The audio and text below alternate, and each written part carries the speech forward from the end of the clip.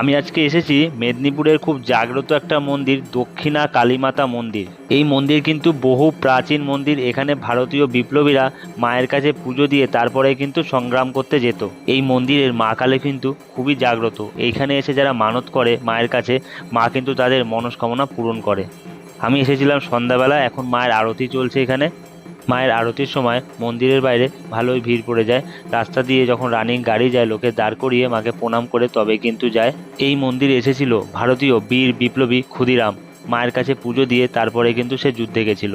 সেই প্রাচীনকাল থেকে কিন্তু মায়ের পুজো হয়ে আসছে। তোমরা কারা কারা মেদিনীপুরের এই দক্ষিণা কালী মন্দির দর্শন করেছো অবশ্যই কমেন্টে জানিও। তো আমি এখন মায়ের আরতি দেখি, আর তোমরা সাবস্ক্রাইব করো। দেখা হচ্ছে নেক্সট ডেস্টিনেশনে। জয় মা কালী।